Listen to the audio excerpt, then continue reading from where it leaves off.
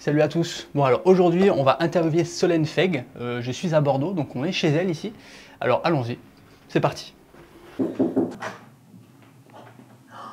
Ça va? Heureusement, on voit pas ma tête là. Ça me serre la main. Ah oui, vous avez beaucoup investi dans le projet.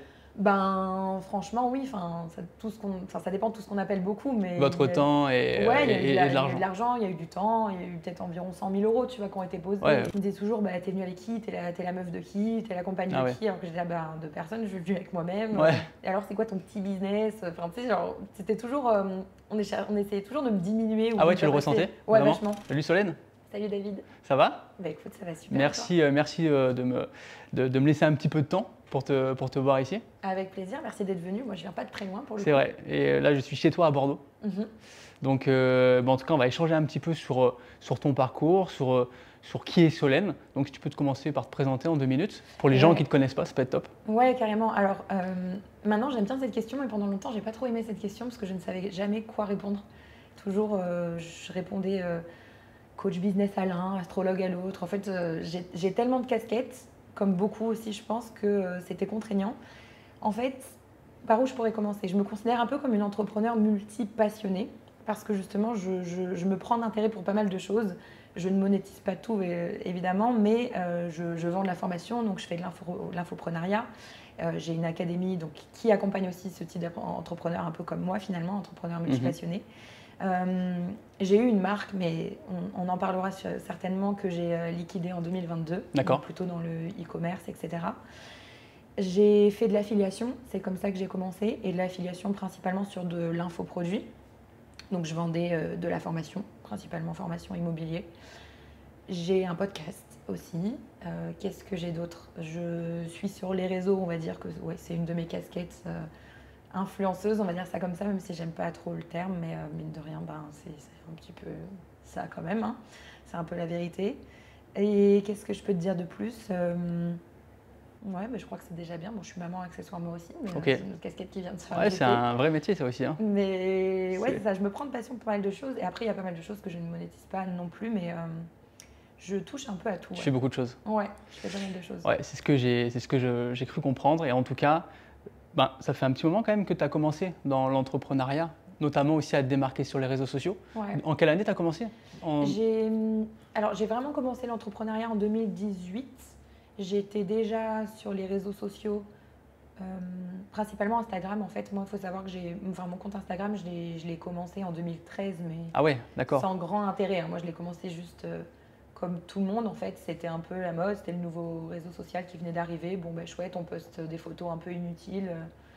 Puis voilà. Et en fait, 5 ans après, ben, j'ai même pas vraiment calculé parce qu'il n'y a eu aucune démarche d'aller rentabiliser, monétiser une communauté. On ne parlait pas du tout de ça à l'époque. C'était vraiment toujours du partage, sauf que mes photos ont, je pense, commencé à être un peu plus qualitatives, même si, bon, si je remonte maintenant, je trouve ça un peu minable, mais bon, pour l'époque, c'était pas mal. Et je voyageais beaucoup. D'accord. Donc c'est un peu comme ça que j'ai commencé, je postais. Je me mettais un peu dans le développement personnel. Alors maintenant, c'est à la mode, mais à l'époque, pareil, ça l'était un petit peu moins. En tout cas, en France. C'était moins connu. Ouais, c'est ça. Les gens... pas grand monde en parlait. Ouais, c'est ça. S'y mettaient moins. Bon, on sait que souvent, de l'autre côté de l'Atlantique, ils ont souvent des années d'avance sur nous. Et il y avait déjà pas mal de livres à ce sujet. Même le monde de l'infoprenariat était beaucoup plus poussé. Et nous, ça arrivait un petit peu, tu vois. Et tu t'en es servi ou pas de ce qui se passait de l'autre côté, aux États-Unis? Ouais, je m'en suis servi. Tu t'inspirais un petit peu? Ouais, complètement. Mais que bien plus tard, tu vois. Pas tout de suite. En fait, au début, je te dis, moi, c'était vraiment, j'ai lancé mes réseaux sociaux comme ça. Je postais des photos, je mettais des phrases, voilà, bateau. Ça fonctionnait. Ouais. L'algorithme était différent aussi, on va pas se mentir.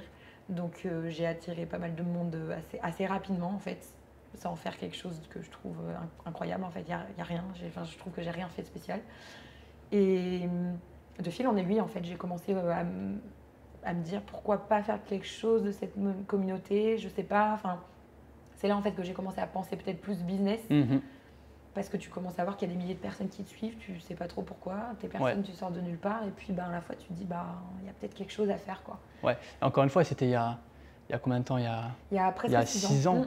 Donc c'était il y a longtemps quand même. Enfin, en tout cas, Instagram, alors moi il y a 6 ans, je suis pas sûr que j'étais beaucoup sur Instagram, en tout cas pour ma part. Donc je pense qu'au début, il ne devait pas y avoir beaucoup de monde qui devait monétiser, enfin beaucoup moins que maintenant en tout cas. Donc, ok, ça marche, super. Et du coup, tu as commencé, alors, tu as voyagé, si j'ai bien compris, tu as voyagé, il y a des personnes qui te suivaient parce qu'elles aimaient ton lifestyle aussi, ce que tu dégageais, et puis ton côté un peu inspirant, dev perso. Et ensuite, tu as voulu le monétiser. Et comment tu as monétisé ça alors? Ben, en fait, si tu veux, le premier pas que j'ai fait dans l'entrepreneuriat, c'était le marketing de réseau. Mhm. Je suis restée 8 mois dans la même société. Alors, moi, je n'y connaissais rien. Bon, comme le principe du marketing de réseau, petit disclaimer, moi, j'ai absolument rien contre ceux qui font de marketing de réseau, mais c'est un business model qui m'a pas du tout C'est particulier. Ouais, c'est particulier, mais cependant, je crache pas dessus parce que ça m'a quand même énormément aidé à comprendre, mine de rien, un petit peu comment fonctionnaient les piliers de l'entrepreneuriat. Une Quelque partie de part, la vente c'est- peut-être ouais, aussi? ouais, complètement. Ça a été une bonne école quand même, donc en vrai, pas de regret. Et donc, on est venu me démarcher sur les réseaux, justement, ben, je crois parce que je commençais à avoir une communauté. Donc, on m'a fait comprendre que ça pouvait être porteur, que c'était peut-être le moyen de la monétiser, puisque ben, dans le marketing de réseau, il y a ce principe où on vend des produits ou des services. Donc, moi, en l'occurrence, c'était des services dans la crypto-monnaie, etc. Et pareil, maintenant, il y en a beaucoup. À l'époque, il n'y en avait quasiment pas. Très barbare Ouais. pour moi, je connaissais rien à ça, mais je me suis dit, ça a l'air intéressant, pourquoi pas. Et il y avait ce principe aussi, on devait construire des équipes. Et donc, on m'avait fait comprendre qu'avec la communauté que j'ai, eh ben, je pouvais ramener beaucoup de monde. Et puis, bah, système un peu pyramidal, plus j'avais de monde dessous Système moi quelque part, d'affiliation. exactement, Ouais. plus ben, moi, je passais des steps. Et en fait, j'avais un récurrent, etc. Donc, je me suis dit, bon, bah, c'est chouette quand même comme truc. Donc, j'ai fait ça pendant 8 mois. Puis après, j'ai arrêté. Donc, ça a payé. Hein. Ça a plutôt bien payé. Enfin, moi, à l'époque, j'étais entre 5 et 7 000 par mois. Et moi, ça a changé ma vie. Enfin, c'est, comme on dit, on n'a pas besoin de 5, 50 ou 100 000 pour changer sa vie. Hein. En réalité, quand tu es déjà dans le manque, juste déjà 2-3 000, bah, ça change ton quotidien. C'est clair. Et puis 5 et 7 000 pour beaucoup de personnes, c'est beaucoup d'argent. Mais bien Enfin, sûr. je veux dire, Non, on mais vit complètement. confortablement, c'est clair. Ouais, mais je le précise parce que j'ai l'impression que maintenant, 10K, 15K, 20K, Ouais. is the new black. Enfin, Ouais, j'ai bien l'impression sûr. que c'est ça la norme, alors que bah non. Enfin, Ouais. voilà, on n'oublie pas que ça reste quand même de l'argent. Donc, j'ai arrêté et j'ai choisi de repartir à zéro du coup. Et c'est après que je suis tombée dans l'affiliation, qu'on est venu un petit peu me démarcher. D'accord. Donc un peu dans la même continuité, mais il n'y avait pas de système d'équipe et je crois que c'est ça qui me plaisait du coup. Ok. J'avais moins la sensation de me faire de l'argent sur le dos des autres. Et là, ça y est, tu étais, comment on appelle ça? Tu faisais de l'affiliation pour des personnes qui vendaient de la formation, c'est ça? Ouais, la formation. ça. Et du coup, là aussi, pareil, ça t'a relancé, ça t'a lancé, enfin, ça t'a poursuivi un petit peu ce parcours entrepreneurial. Et ensuite, tu as continué à développer, tu as sorti des choses aussi, non? Tu as resté combien de temps à faire ça, à faire de l'affiliation? L'affiliation, j'en ai fait pendant pas tant que ça finalement, 1 an et demi à peu près, vraiment à fond. 2 ans max parce que après c'était un peu en dents de scie les 6 derniers mois. Je ne me retrouvais plus. Alors, moi je parle toujours d'alignement, ça veut tout et rien dire, mais c'est pas tant le business model qui me convenait pas. Enfin, quelque part si, mais c'était pas comme le MLM où vraiment je n'étais pas alignée et je me disais oh là là, j'ai l'impression d'arnaquer les gens, ça me va pas. Là, c'était plus moi qui était aussi en train d'évoluer. Tu n'avais plus envie de ça? Ouais, c'est ça. J'avais envie d'autre chose. Je sentais que j'avais fait un peu le tour aussi. Et puis, ouais, même dans ma vie perso, en fait. Moi, je dis toujours qu'on est le miroir de notre entreprise. À partir du moment où ça ne va pas forcément dans sa vie perso et qu'il y a des petites choses à aller voir, à aller taffer, enfin, on met le mot qu'on veut, ben, ça se répercute. Et là, moi, du coup, ça s'était répercuté. Donc, j'ai commencé à switcher, à monter une marque avec donc mon ex-associé. Et on a fait 2 ans de projet de marque, ouais. Donc ça m'a fait un peu dévier, hein, ça m'a un peu défocalisé. Donc c'est ce qui fait aussi que l'affiliation, j'ai un peu plongé aussi. Ouais. Tu passais du temps ailleurs sur ta marque. Complètement. Et du coup, c'était une marque de quoi? C'était une marque en lithothérapie, donc en pierre, les pierres précieuses, le quartz, l'améthyste, tout ça. Et en beauté, donc en beauté holistique, donc on vendait des roll-on. Je ne sais pas si tu vois un peu le genre de truc. Bon, pas trop, les femmes souvent elles voient, mais voilà, c'est des rouleaux comme ça avec des bouts de quartz. Qui massent ou qui massent, ouais, qui drainent. Et on avait un peu, on avait plusieurs gammes, on avait ça, on avait des bouteilles avec des fonds en améthyste. Ah oui, d'accord. Donc il y avait un côté hyper holistique. Et voilà, c'était chouette, hein, c'était un super projet, mais comme tout projet de marque, déjà, pour être rentable, c'est pas facile. Et nous, pour le coup, on n'avait pas choisi de faire du drop. Pareil, j'ai rien contre ceux qui font du drop, mais on avait choisi un autre business model. Donc, on avait des centres de logistique, etc. sur Paris. Ouais. Enfin, on a injecté trop d'argent. Ah ouais? Ouais, on a perdu beaucoup. Ah oui, vous avez beaucoup investi dans le projet? Ben, franchement, oui. Enfin, ça dépend de tout ce qu'on appelle beaucoup. Mais Votre temps et, ouais, et de il y a eu l'argent. de l'argent, il y a eu du temps, il y a eu peut-être environ 100 000 euros, tu vois, qui ont été posés. Ouais, Et, beaucoup. mine de rien, oui, ça reste Ouais, quand c'est même beaucoup, une somme, ouais. tu vois. C'est clair. Bon, on était deux, mais ça reste une somme. Bah, qu'on n'a pas retrouvée, parce que du coup, moi, j'ai pas vendu mes parts, elle n'a pas voulu les racheter, donc on a laissé la boîte la liquider. Et voilà. Mais ça t'apprend toujours au final. Tu vois. Ça te met toujours sur un autre chemin, et puis c'est cool. Je me suis quand même éclatée. Ouais, et je pense vraiment que. Alors, c'est pas évident quand on vit ce genre d'échec, pas d'échec d'ailleurs, mais plutôt de parcours entrepreneurial. Ouais. C'est quand même, quand on croit à un projet, quand on travaille quand on passe son temps là-dessus et qu'on passe son temps à réfléchir aussi comment développer ou scaler un business, et bien quand derrière on arrive avec ce genre de situation où on perd de l'argent et on doit fermer une boîte, ça reste le parcours de beaucoup d'entrepreneurs, mais c'est pas évident. C'est vécu comme un échec, hein. Franchement, avec du recul, je pose plus le mot échec parce qu'effectivement ça reste toujours un apprentissage et je suis hyper à l'aise avec ça. Enfin, moi l'échec, comment je peux dire, c'est pas qu'il me fait pas peur, mais en réalité non, j'ai pas vraiment peur de l'échec. Ouais. Du coup, c'est une des premières boîtes que j'ai liquidées. J'en ai liquidé une autre la même année, mais bref. Ben, celle d'affiliation notamment et d'influenceuse. Mais sur le moment, tu le vis comme un échec. Donc en fait, le mot peut être quand même juste parce que c'est vraiment le sentiment que tu as. C'est que tu as l'impression que tu es en train d'échouer. Et moi, j'avais vraiment cette impression-là, puis sur tous les niveaux, parce que mon ex-associé, c'était aussi mon ami. Donc du coup, j'ai eu l'impression d'échouer aussi à ce niveau-là en me disant j'ai quand même eu la double mon amitié peine en péril et tout. Donc c'est... Ouais, tous tes piliers s'effondrent un peu. Donc oui, il y a quand même un vrai échec, en tout cas au niveau des impressions qui se fait. Mais après, comme tout le monde dit, que vas-tu en faire en fait, tu vois. Et je pense qu'il n'y a que les personnes qui ne prennent pas de risques ou qui ne partent pas dans des sentiers un peu différents qui n'échouent pas, tu vois. Ouais, bien sûr. Et encore pas qui n'échouent pas, qui font pas un peu...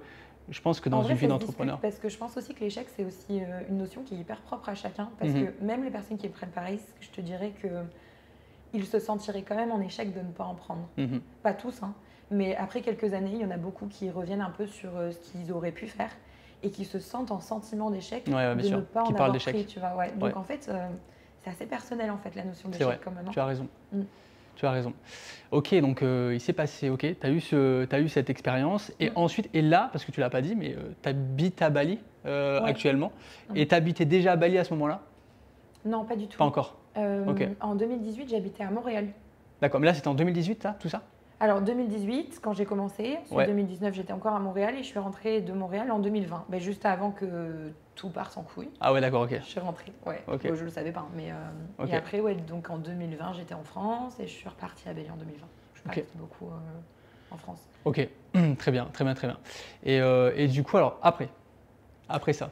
Donc après cette marque, donc on a démarré la marque du coup en 2020, on l'a plantée en 2022. Ok. Entre-temps, donc moi comme je te disais, je continue un peu l'affiliation, mais bon il y a eu le Covid, etc. Donc moi l'année 2020, même financièrement ça a été. Et par contre j'ai vu les retombées en 2021, ça a été une catastrophe. Grosso modo, bon je parle en termes de chiffre d'affaires, c'est important de le préciser, je passais de 30 000 euros par mois à 1000 balles quoi. Ok. Genre vraiment c'était la débandade complète, donc moi j'en ai pris un coup parce que je me disais je suis une merde en fait, enfin vraiment c'est ce que je pensais, et tu te dis tu réussis à t'en sortir pendant 2 ans, à faire des trucs plutôt cool, machin, j'ai réinjecté, machin. Et en fait ce qui m'a aussi mis dans le jus, c'est que déjà je faisais plus beaucoup d'affiliations qui étaient de base ma source de revenus principale. Le problème c'est que moi, quand il y a quelque chose qui me déplaît, avec lequel je ne suis pas alignée, étant donné que je suis assez exposée sur les réseaux, l'organique, c'est ma première source. Ouais. Je fais de la pub après en bac, mais moi, je ne vends quasiment qu'en organique. Okay. Et les gens le sentent. Ils ont senti que j'étais en train de prendre une espèce de virage. Tu étais moins alignée? Complètement. Et ça se sentait dans mon discours, j'en parlais moins.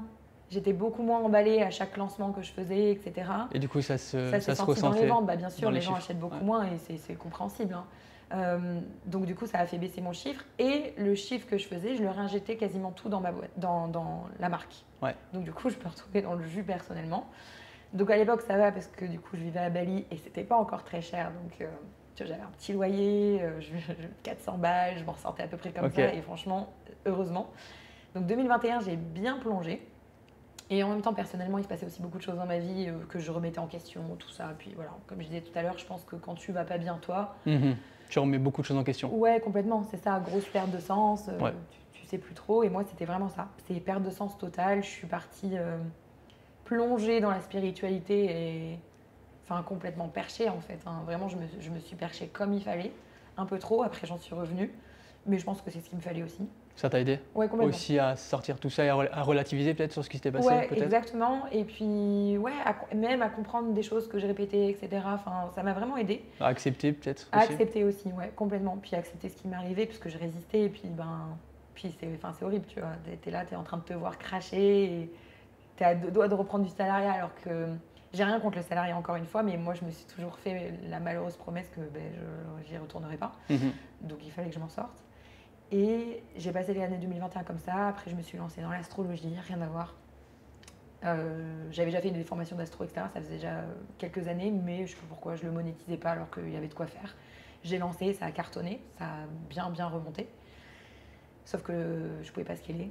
Enfin, c'était du one-one, etc. Okay. C'était très compliqué. Tu pouvais pas déléguer cette partie-là. Les gens voulaient te voir toi. Exactement, c'est ça. J'ai essayé tant bien que mal. Je me suis dit peut-être je vais monter une école, je vais former des coachs, je vais prendre des pourcentages, machin. Il y avait un truc, mais les gens, c'était mon analyse qu'ils voulaient, tu vois. Okay. Et c'est ça. Ça matchait pas, ouais. Exactement. C'est les limites aussi d'être en marque personnelle, je trouve. C'est que parfois, c'est pas que ça me dessert, mais il y a des fois les gens ils te veulent toi et c'est compliqué, je trouve, dans ça. À scaler ou du moins à développer. Ouais. À mettre des gens pour déléguer certaines choses, c'est vrai quand les gens veulent te voir toi. Exactement, ouais. Tout n'est, c'est pas possible pour. Même si tu prends d'autres personnes qui ont des compétences. Ah oui, mais c'est même pas les compétences. Des fois, les gens, c'est juste. C'est toi. Toi, ton approche, ou juste discuter avec toi en visio. Ce business-là, je l'ai trouvé hyper difficile à scaler. Genre vraiment, j'ai pas trouvé de solution. Donc j'ai pas pu, j'ai dû le couper aussi, tu vois. J'ai pas fait de l'astrologie longtemps, quoi. Ouais. Et du coup, qu'est-ce que tu pourrais conseiller du coup à des personnes qui veulent scaler une société, scaler une boîte? C'est une grande question. Notamment dans l'infoprenariat. Franchement, je sais même pas si je pourrais. Enfin, c'est tellement propre à soi, puisque c'est ce que je te disais juste avant. En fait, ça dépend de plein de critères. Moi, j'ai choisi d'être, enfin, choisi oui et non, parce qu'en fait, je crois que ça m'est un peu tombé dessus, mais du coup, je l'ai développé comme ça, d'être en marque personnelle, donc en personal branding, machin, on appelle ça comme on veut. Et tu es très proche de ta communauté aussi. Exactement, parce que. Enfin, il y a plusieurs types de marques personnelles pour moi aussi, tu vois. C'est pas juste le fait que je me montre, c'est le fait aussi que je leur partage énormément de parts de ma vie aussi très intime. Alors je choisis, tu vois, mais ça crée aussi du lien très fort. Ce qui fait que, enfin, on en rigole souvent avec Chris, mais des fois Chris il me dit, mais tu pourrais leur vendre des croquettes, ils l'achèteraient, quoi. Mais ça c'est fort. C'est fort, mais il faut pas en jouer non plus parce que du coup tu sais que tu peux aussi très vite perdre leur confiance. Donc moi je fais toujours en sorte de, maintenant en tout cas, de leur vendre des choses qui sont quali parce que je veux pas m'amuser de ça non plus. Parce que je sais qu'ils achèteraient, mais c'est pas le but non plus, tu vois. Je vais pas leur faire acheter tout n'importe quoi. Moi j'ai une vision long terme de ça, tu vois. Comment tu pourrais expliquer le fait que ta communauté, on peut appeler ça communauté, hein, les gens qui te suivent, les gens qui connaissent Solène, peuvent te suivre et acheter tes produits comme ça? Qu'est-ce qui fait? Ils ont confiance en toi, ils te connaissent depuis tellement d'années que du coup ils se disent Solène c'est une personne de confiance et du coup je sais qu'elle va me vendre de la qualité et que ce qu'elle fait ça me parle et ça va marcher. Qu'est-ce qui fait qu'ils pourraient te suivre comme ça? Parce que ça demande quand même, pas tout le monde peut en dire, pas tout le monde peut dire la même chose. Hein. Oui, bien sûr. C'est très intéressant. Tu sais que moi-même, je me suis posé plein de fois la question et en toute honnêteté, je ne sais pas. Est-ce que c'est le fait d'être authentique et de te livrer autant et je pense que ça y joue. Après, c'est vrai que l'authenticité, c'est tellement galvaudé en fait maintenant parce que tout le monde emploie ce mot à tort et à travers. Tout le monde veut être authentique, mais en fait, je pense que plus tu veux être authentique, moins tu l'es. Donc, oui, il y a l'authenticité, mais je ne calcule pas mon authenticité. Enfin, en fait, je me dis pas tous les matins, tiens, aujourd'hui, je vais être authentique, je vais faire une story authentique pour montrer que je... Enfin, c'est hyper naturel et c'est ce que je fais depuis le début. Et je pense que oui, quelque part, paradoxalement, les gens qui me suivent depuis longtemps ont remarqué l'évolution, mais il y a un fil qui tient et que je tiens depuis le début, c'est peut-être ce truc-là. C'est que j'ai toujours été super honnête, en fait. Même dans mes galères, dans mes échecs, ceux qui me suivent depuis le début, ils ont vu que j'ai fait cracher des choses et que je suis repartie. J'ai jamais caché le fait que je me retrouvais à 1000 balles alors que c'est rien d'inspirant, tu vois. Même moi, je prenais un risque et je me suis dit, ils m'ont vu avec une vie à 30 000, je les faisais rêver et tout. Maintenant, je suis en train de leur annoncer que je fais 1000 balles par mois. Je fais moins que certains, je faisais moins qu'un SMIC, c'est pas aspirant parce que c'était du chiffre d'affaires. Donc, je te laisse imaginer, il y a des charges derrière. C'est pas évident, mais c'est pas évident d'annoncer ça. Non. Après avoir montré ce qui se passait avant. Exactement, c'est un risque. Mais en revanche, c'est tellement je pense que pour les personnes qui t'ont suivi à ce moment-là de ta vie, je pense que c'est tellement inspirant aussi. Et ça a dû tellement aider des personnes aussi qui se sont retrouvées dans cette situation. Ouais, c'est ça, c'est surtout ça. Et ouais, c'est pas évident quand même. Parce que moi-même, je me disais que je trouvais ça pas du tout inspirant, parce qu'en fait, je me retrouvais dans la galère, donc j'ai longtemps hésité avant de le partager, puisque on le sait, hein, Instagram et la vraie vie, il y a quand même un fossé, on choisit. Mais je savais pas si je devais le dire, parce que je me suis dit, c'est un gros risque, parce que la seule chose sur laquelle je pouvais compter à ce moment-là, c'était ma communauté. C'est d'ailleurs ce qui m'a servi à remonter, hein. Parce que je me disais, ok, qu'est-ce qui te reste, ma vie? Pas grand-chose, mais au moins tu as une communauté, donc tu vas pouvoir rebondir. Ouais. Mais attention, parce que c'était là qu'il fallait ne pas tomber dans leur vente tout et n'importe quoi. Je suis retombée dans le monde de l'influence parce que j'ai pas eu le choix, donc c'est ce qui m'a aidé à faire du chiffre d'affaires. Genre, j'ai accepté des collabs alors que moi je travaille jamais avec des marques parce que j'aime pas ça et que je préfère être moi. Ensuite, tu as refait de l'influence du coup? Ouais. Donc tu vendais des produits, c'est ça? Ok. Ouais, franchement, j'avais plus le choix. Oui, L'infoproduit marchait plus, enfin l'affiliation, j'en faisais plus. Puis c'est pas forcément des mauvais produits. Non, mais.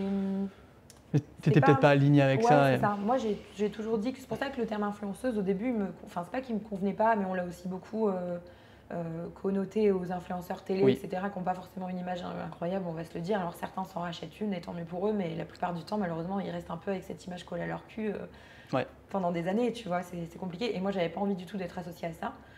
Déjà que, sans même que certains me connaissent, des fois, tu prends des trucs, des commentaires de dingue, mais bref.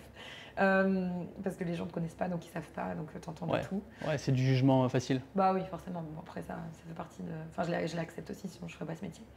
Mais ouais, l'influence m'a quelque part sauvée en fait. Enfin, cette communauté, parce qu'en fait, sinon, je ne savais pas trop quoi en faire. Donc, il fallait aussi que je fasse attention à ne pas vendre n'importe quoi, parce que mine de rien, les gens, ça part, ça vient, et ça part aussi beaucoup. Enfin, j'ai perdu aussi beaucoup de monde, énormément. Parce qu'ils n'ont rien compris à ce qui se passait sur mon compte, et je les comprends. C'était confus, quoi. Ok.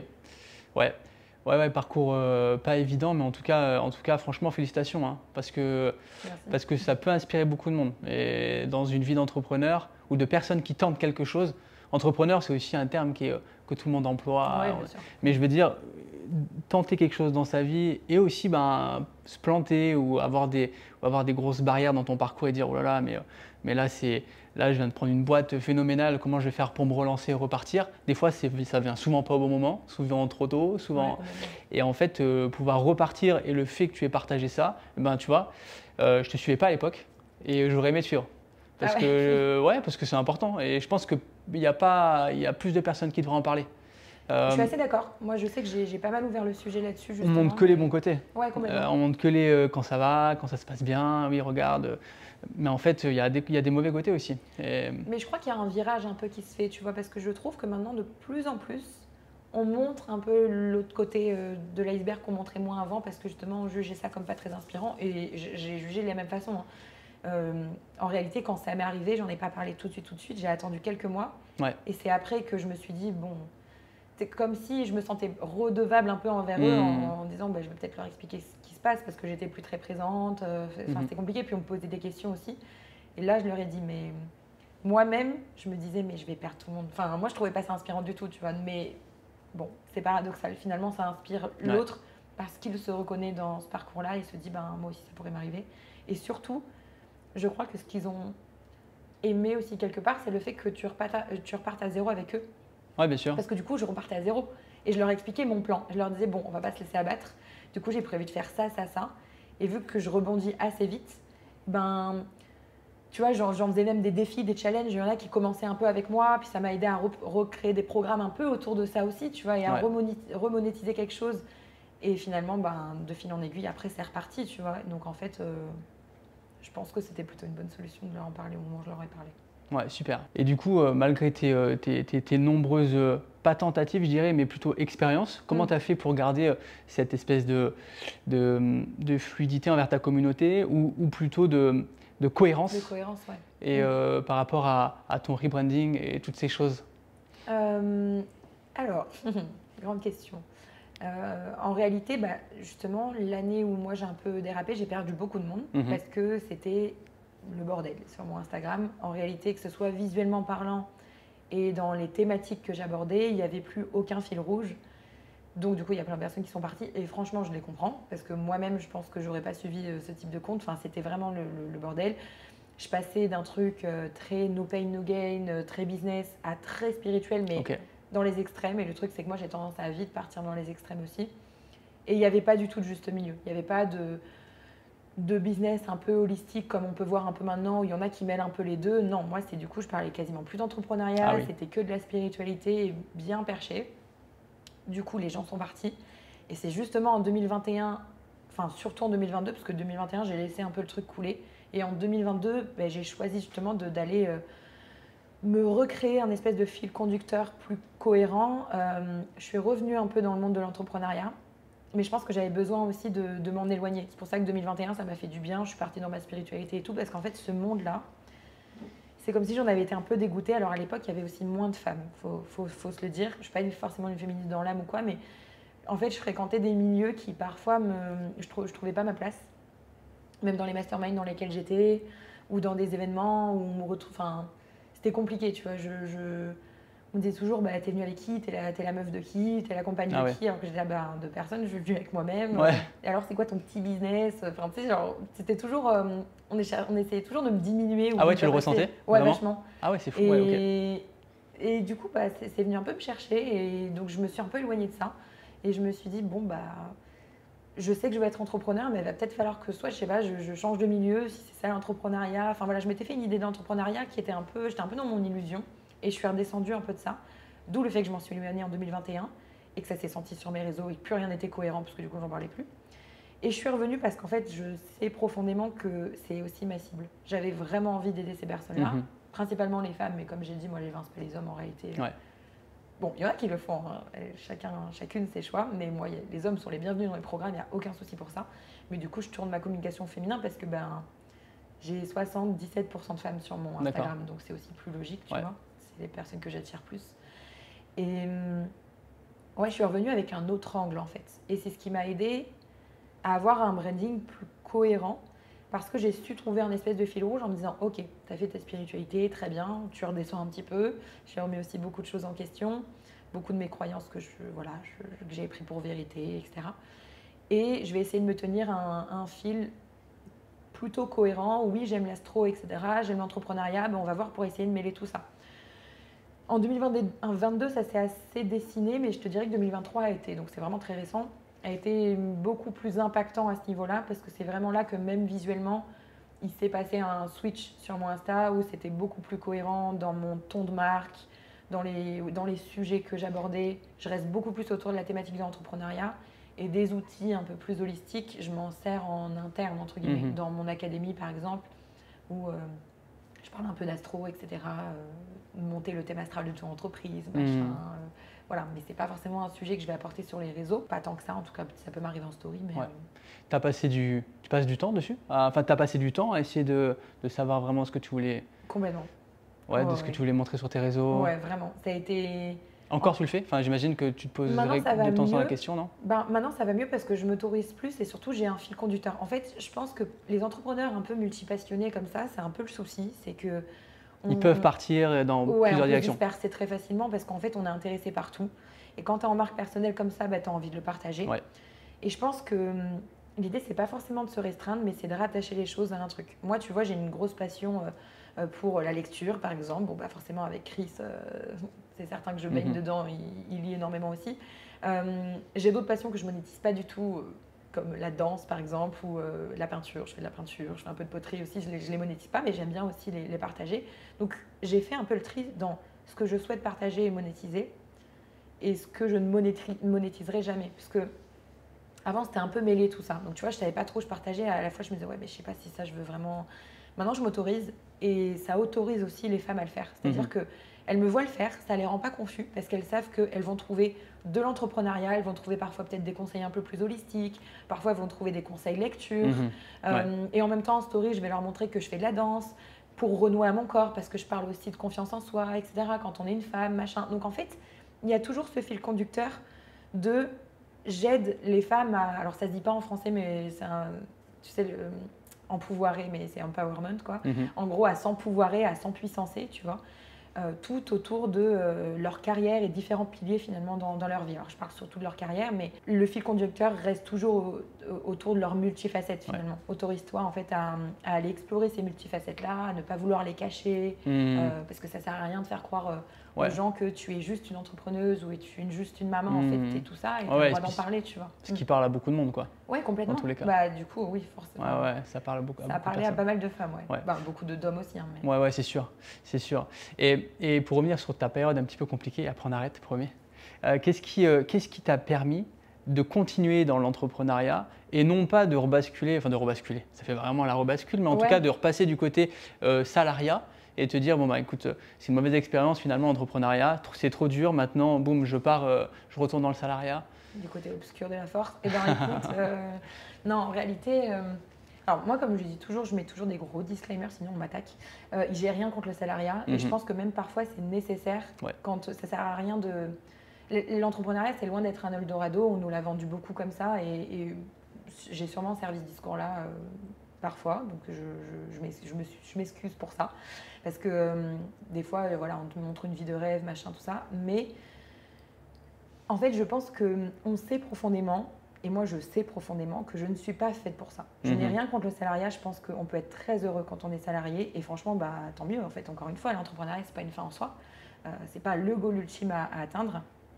Mais dans mes valeurs, et j'ai notamment la valeur de la liberté, alors ça se discute, hein, mais je ne souhaite pas retourner dans le salariat, notamment pour cette valeur-là, parce que j'ai la chance de pouvoir choisir l'endroit où j'ai envie de travailler, l'endroit où j'ai envie de vivre, où j'ai envie de faire grandir ma fille, enfin voilà. J'ai la chance de pouvoir fréquenter les personnes que j'ai envie de fréquenter, alors mine de rien, je trouve que dans le salariat, c'est plus compliqué. Je ne dis pas que c'est impossible, mais mine de rien, quand tu travailles dans une boîte et que tu ne peux pas te blairer ton collègue, bah malheureusement, tu n'auras pas le choix et c'est comme ça. Donc oui, ça fait partie du truc, mais voilà, moi, il y a des choses qui...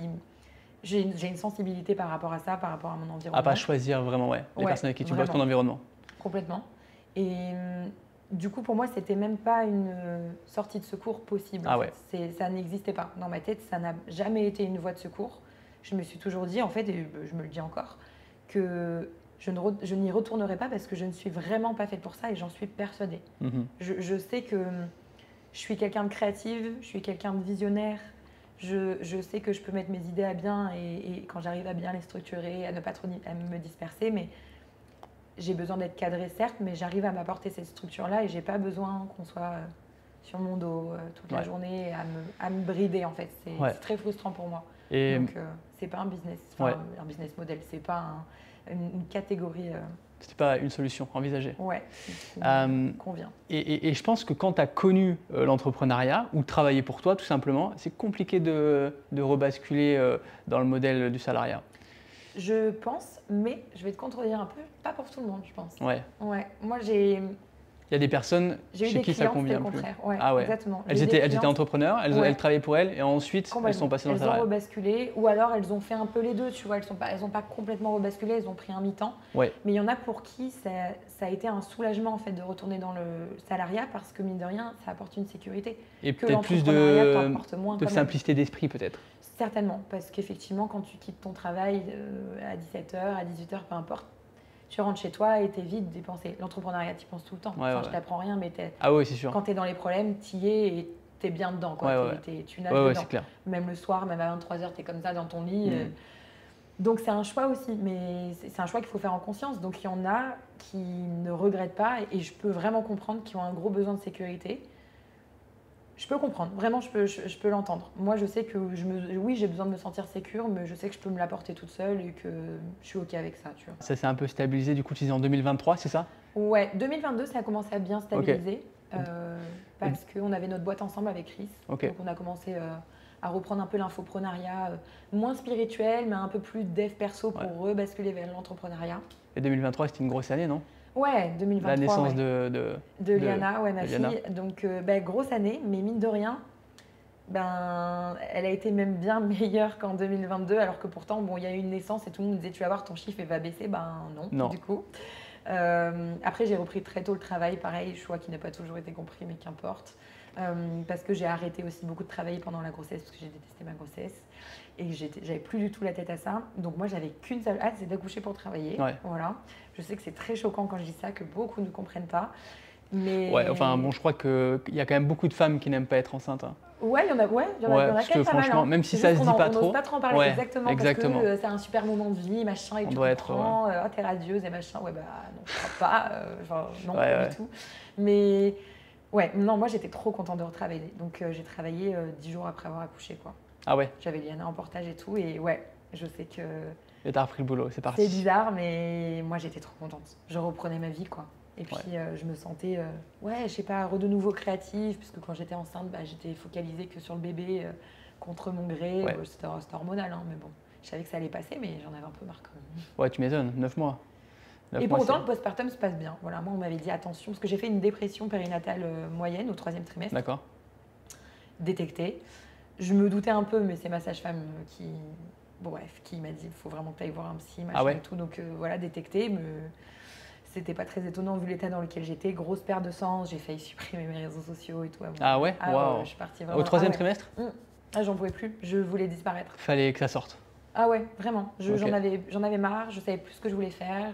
J'en avais marre d'être exposée. Parce que en fait, je pense que forcément c'était les hormones, hein, on va pas se mentir. Mais l'exposition, paradoxalement, c'est pas quelque chose que je vis toujours bien. On pense toujours que c'est super et tout. Il y a des moments de vie où tu aimerais ne pas l'être. Voilà. Ouais. Et même si je suis pas du tout connue, juste avec cette communauté-là, tu vois, ça m'est arrivé à Bordeaux, on arrive, on vient limite te toucher le ventre, c'est des abonnés, ils se permettent. Moi, ça c'est un truc que je peux pas, tu vois. Donc on rentre dans ton intimité comme ça. Ouais, complètement. Ouais. Et du coup, j'ai dû passer un peu des coups de gueule et même déjà mes proches, on ne fait pas. Donc, et c'était que des petites accumulations et forcément, j'étais enceinte, donc j'en ai fait une montagne. Maintenant, ça va, tu vois, mais qui ont fait que je me suis dit, je crois que j'ai vraiment envie de disparaître. Je veux plus de cette vie-là. Ouais, c'est ta remise en question sur ce que tu faisais. Beaucoup. Sur la pseudo-notoriété, parce qu'encore une fois, c'est rien du tout. Mais tu vois, à une toute petite échelle, je me suis dit, et si dans quelques années, je prends le double de ce que j'ai là aujourd'hui, je ne sais pas comment je vais le gérer. Peut-être que je ne le gérerai pas du tout. Ouais. On te reconnaît de temps en temps? Ça t'arrive? Oui, ça m'arrive. En France ou à Bali? Les deux. Parce qu'à Bali, aussi. Beaucoup de Français. Ok. Ok. Intéressant. Ouais, la notoriété, écoute, ça doit être quelque chose. Et à grosse échelle, je ne sais pas comment ils font, les personnes qui ne peuvent pas sortir de chez elles. C'est exactement ce que je me dis à chaque fois. Je me dis les stars et tout, ça doit être sais pas comment elles font, les célébrités. Ça doit être compliqué. Ouais, ça doit être une autre façon de vivre, mais tellement dur. Il y a beaucoup de contraintes, je trouve. Enfin, j'imagine en tout cas. Bah ouais, parce qu'il faut sortir tout le temps, il faut privatiser peut-être des lieux, il faut sortir tout le temps avec à plus grosse échelle, avec des gardes du corps. Il faut les protéger aussi quelque part. Parce que nous, ça nous arrive de montrer notre fille de temps en temps sur les réseaux. Bon, on s'en sert pas non plus, c'est pas notre marketing, parce que je sais qu'il y en a, c'est le marketing. Bon, bref, chacun fait ce qu'il veut. Ça nous est arrivé, de montrer son visage de temps en temps, machin, mais on essaie quand même aussi de la protéger. Enfin, tu vois, je suis pas tout le temps non plus en train de la filmer. C'est pas...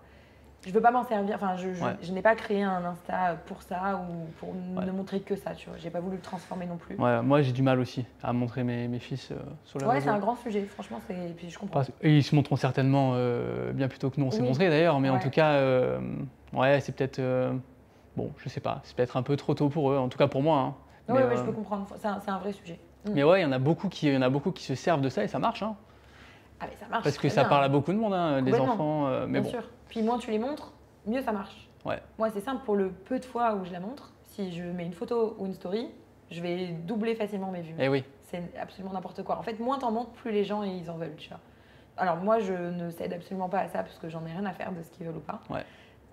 Mais c'est important de le savoir quand même, tu vois. C'est assez dingue et assez ouf à observer quand même. Ouais, c'est fou. Et du coup, comment tu vois les réseaux sociaux maintenant, du coup en 2024, par rapport à 2018 quand tu t'es lancé? Enfin, tu t'es lancé même plus tôt, mais quand tu as commencé à lancer ton activité en 2018, quelle est la différence un petit peu? J'imagine qu'il y a plus de monde, on en parlait tout à l'heure, et l'algorithme a dû beaucoup changer, beaucoup évoluer. Toi, tu as su aussi changer avec les réseaux et avec le temps. Et comment tu vois, selon toi, quelle est la différence de ce que tu as connu avant? En réalité, c'est tout ce que tu viens de dire. En fait, on est de plus en plus... Alors, j'aime pas parler de marché saturé parce que il y a toujours moyen de se démarquer, mais c'est plus difficile de le faire par rapport à avant où on arrivait en francophonie en tout cas. Et il y avait presque personne qui faisait ça, donc du coup on se démarquait facilement. Les personnes disaient waouh, c'est trop original, maintenant il n'y a plus grand chose qui est original. Donc il faut aller chercher l'originalité sur le non original. Je pense que c'est ça le gros dilemme. Donc c'est certain que pour moi c'est quand même plus difficile qu'en 2018. On va pas se mentir, ceux qui diront le contraire, c'est qu'ils n'étaient pas là avant, parce que vraiment moi je trouve ça plus difficile moi-même. Mais c'est pas impossible, genre vraiment pas. Moi-même encore aujourd'hui, si je te prends l'exemple de là, il y a quelques mois, en mars, j'ai posté un Reels qui m'a rapporté 49 000 ou 48 000 abonnés. Waouh. Un Reels, ouais. Énorme. Ouais, bon, c'est pas tous les Reels comme ça, on va pas se mentir non plus. Mais ce Reels-là en particulier, et du coup, je l'ai analysé, parce que je me suis dit, qu'est-ce qui a Carrément. fait que. Et 49 000 abonnés, hyper qualifiés. Genre, le Reels, c'est moi qui parle, face cam. J'aborde le sujet de la multipotentialité. Je dis des choses, bon, après moi je suis assez critique, mais je les trouve pas plus pertinentes que ça.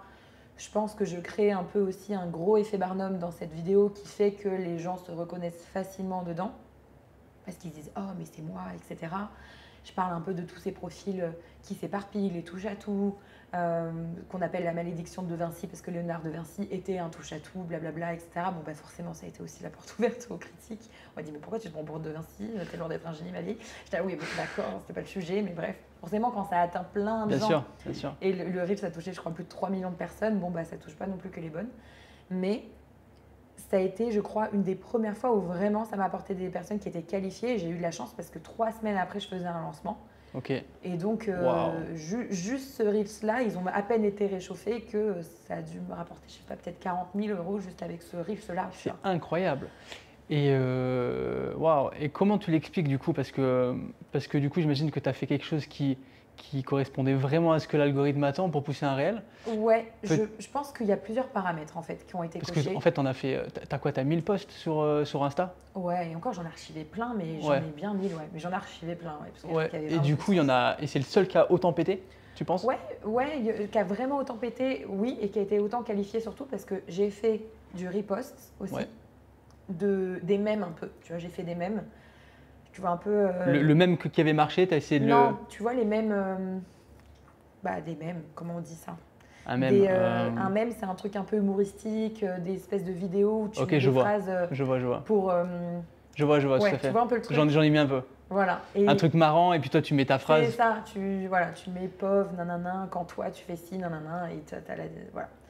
Ça, j'en ai posté, qui pareil, sont montés à des millions de vues, mais qui m'ont quasiment fait prendre, enfin très peu de personnes, tu vois, pour les millions de vues, j'ai dû prendre 1000 ou 1500 personnes, mais pas du tout qualifiées.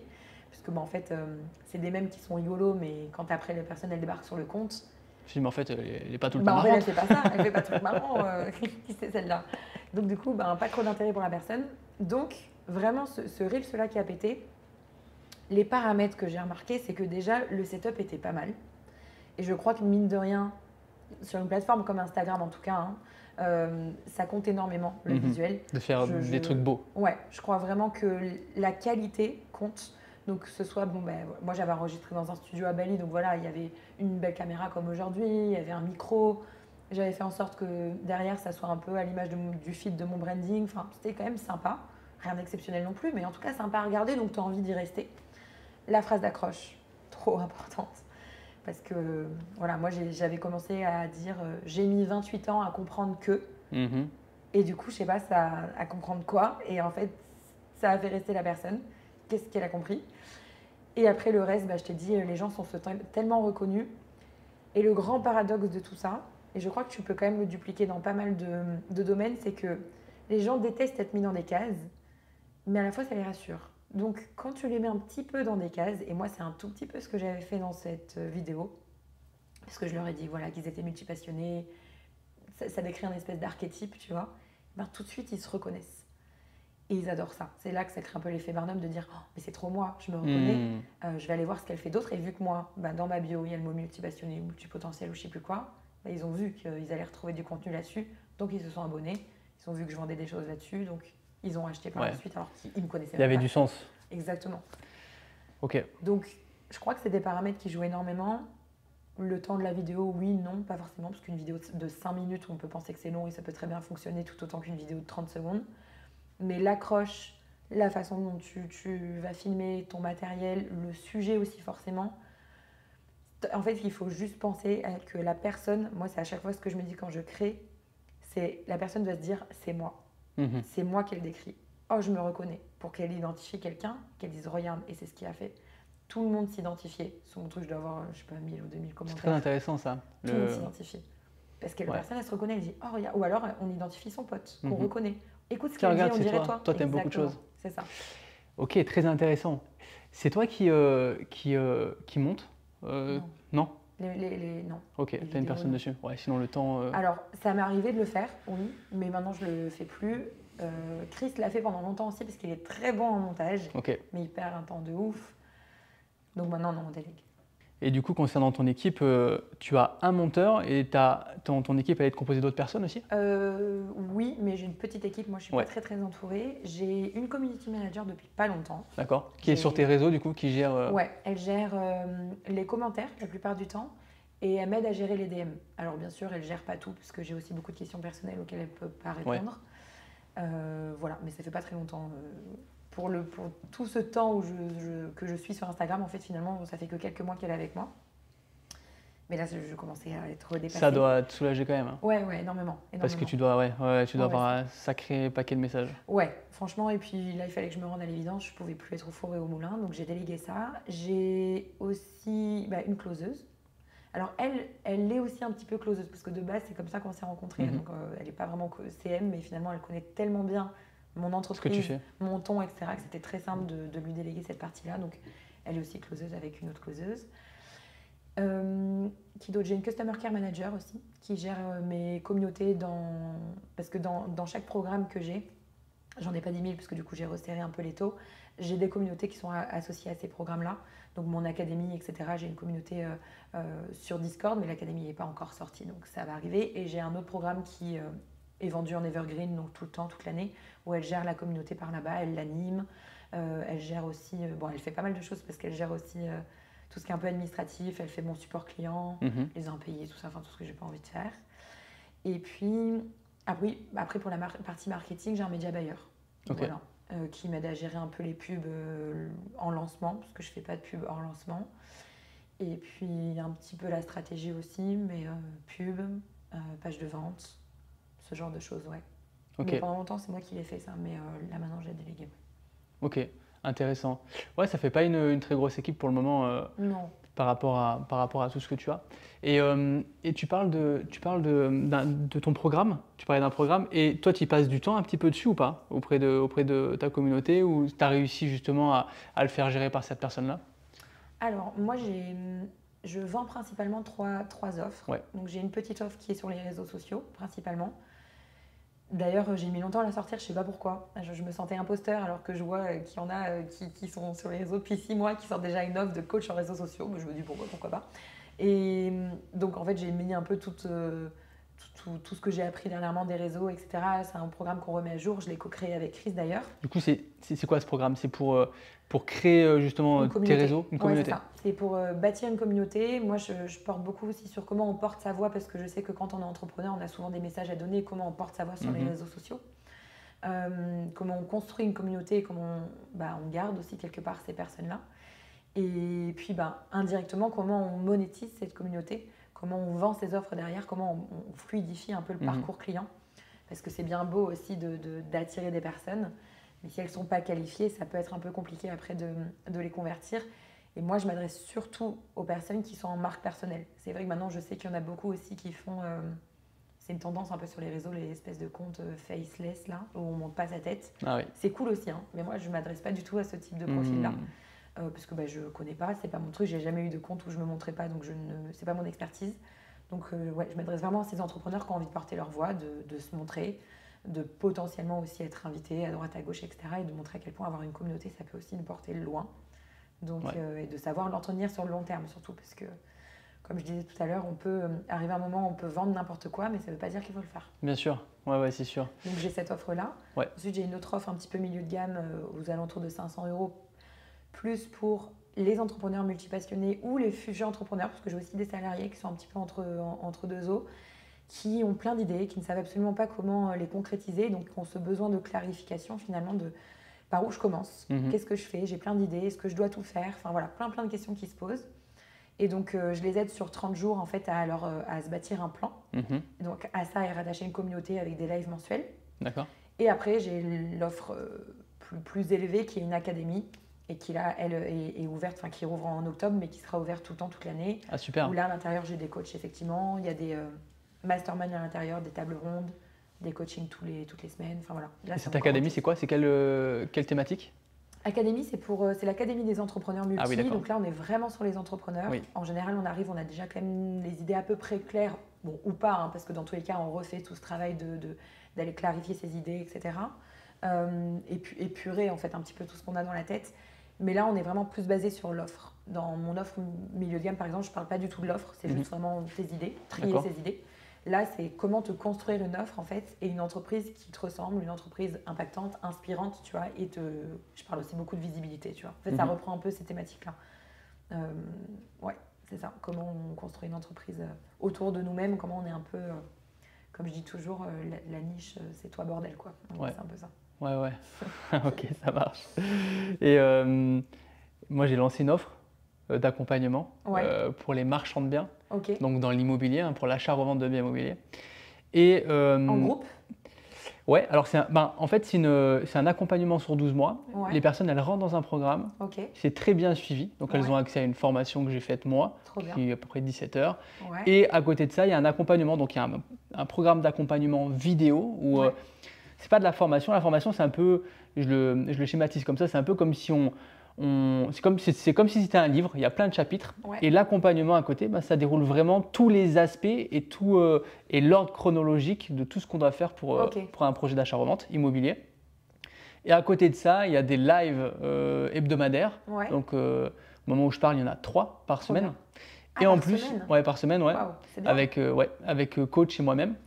Et il y a aussi des lives individuels. Ok, donc tu n'es pas tout seul, tu as fait appel à des coachs aussi Ouais, il y a avec un marchand de biens, marchand de biens qui fait ça à temps plein. Et en fait, il a une autre vision aussi du marchand. Lui, c'est marchand sur de la grosse ville, à Paris il est. Donc voilà, ça permet vraiment d'être présent déjà. Donc on est dispo par message tout le temps. On a vraiment une plateforme dédiée à ça. Et en fait, on est une communauté qui est très bien structurée, qui est très solide. Et l'idée, c'est le marchand de biens. En fait, l'achat-revente, des fois, il faut être réactif.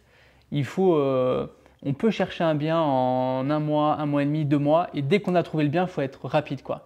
Et du coup, on est présent pour répondre à cette demande qui peut être assez réactive. Et puis voilà. Quand on s'y connaît pas, enfin moi, tu vois, par exemple, je m'y connais pas assez.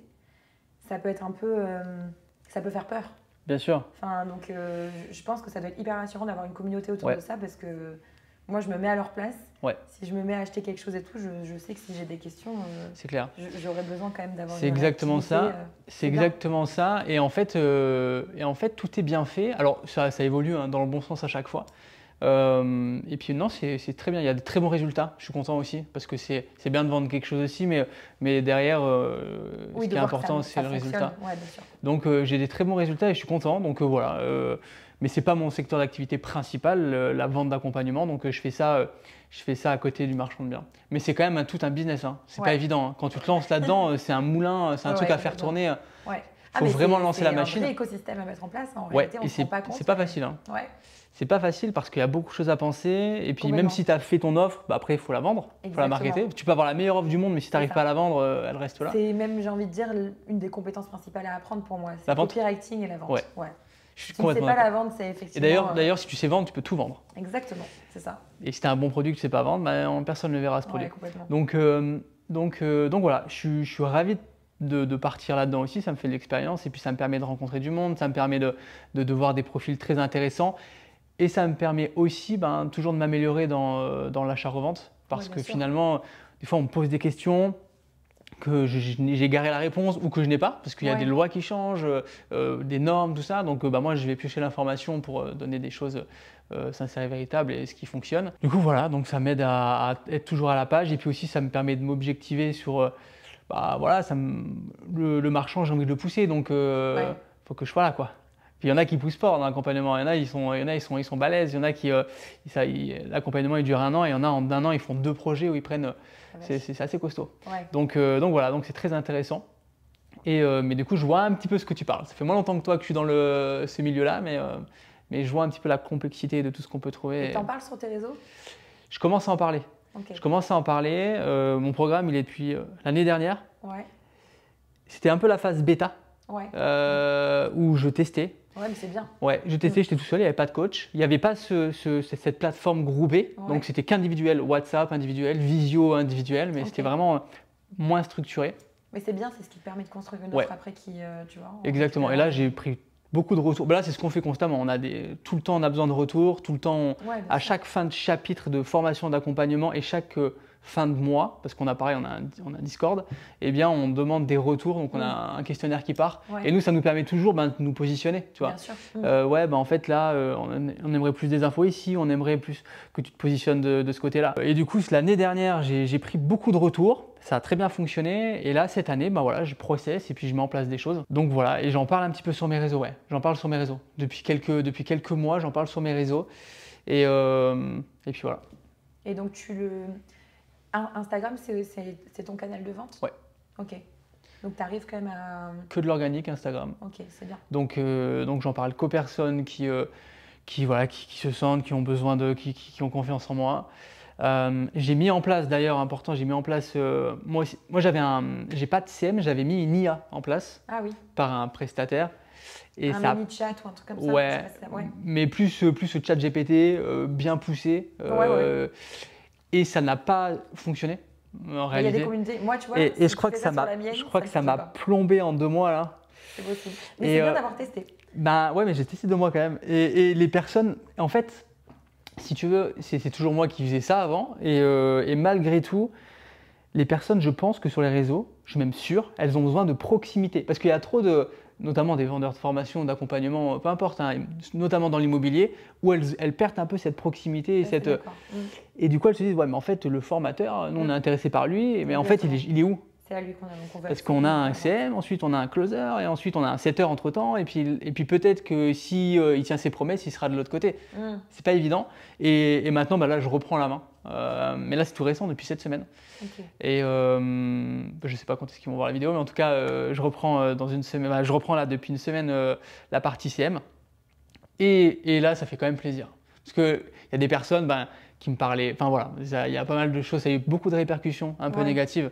Même si ceux qui ont mis en place, je les respecte beaucoup. Ils ont quand même fait du bon boulot. Bien sûr. Ils ont une offre qui lance il y a quelques mois. Ça va fonctionner, je pense. Mais en tout cas, ça ne correspondait pas à ce que je voulais faire.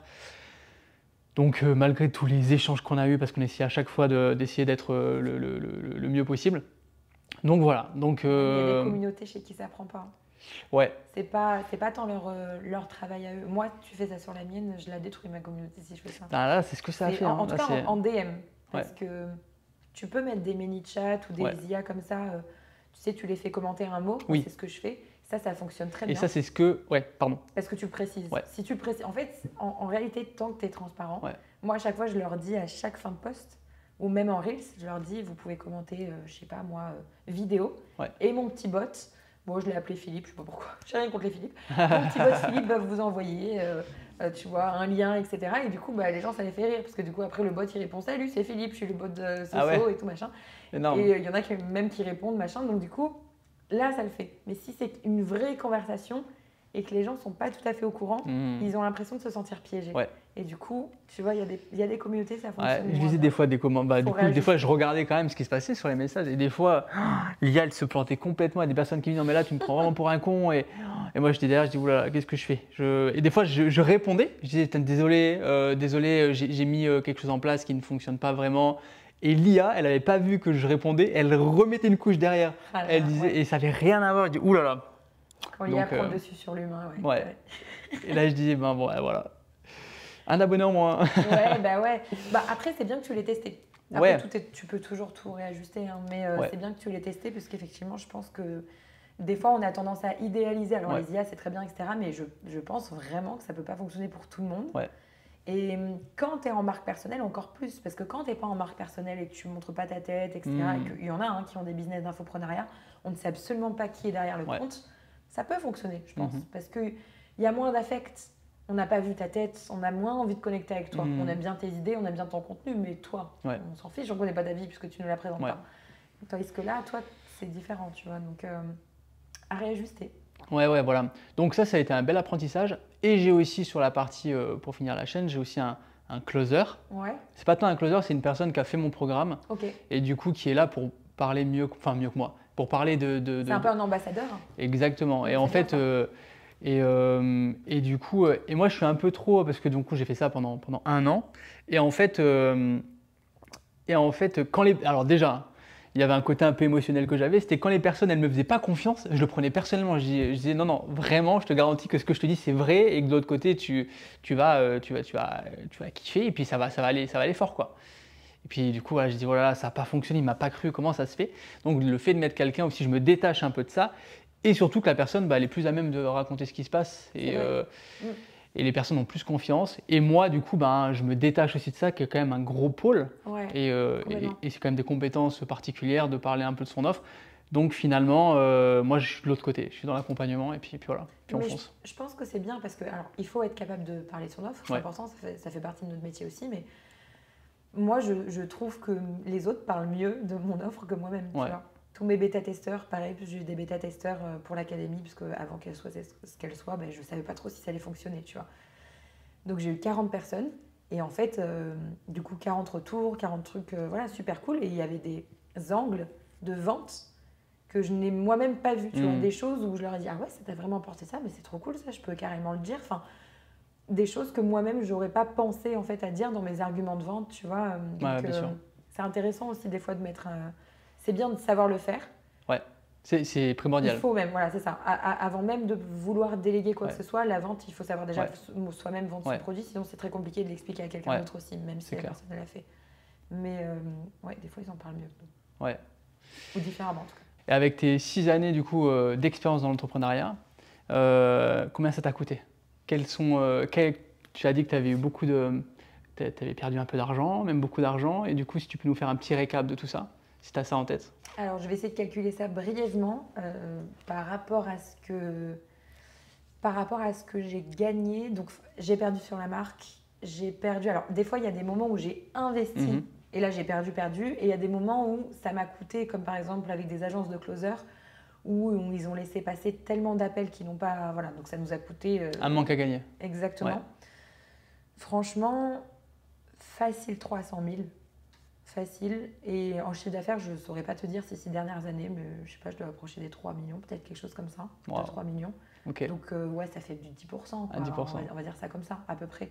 Ok. Donc, ouais, à la fois, je me dis ça fait partie du jeu aussi, tu vois, d'accepter aussi ça. Alors, évidemment, ça n'a pas été d'un coup et ça n'a pas été des. Parce qu'on s'imagine tout de suite 300 000, bam, on voit les moins 300 sur le compte, c'est pas vraiment comme ça que ça se passe, tu vois.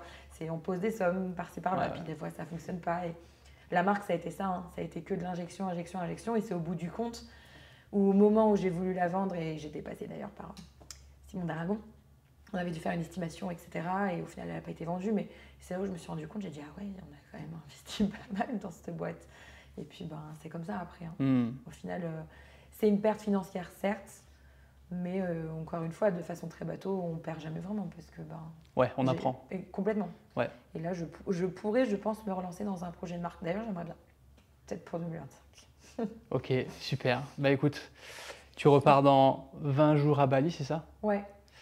Allez Solène, qu'est-ce que je peux te souhaiter? Quels sont tes objectifs et qu'est-ce que je peux te souhaiter pour ton retour à Bali? Eh bien, écoute, moi j'ai bien hâte de retrouver mes routines. Bali. Ouais.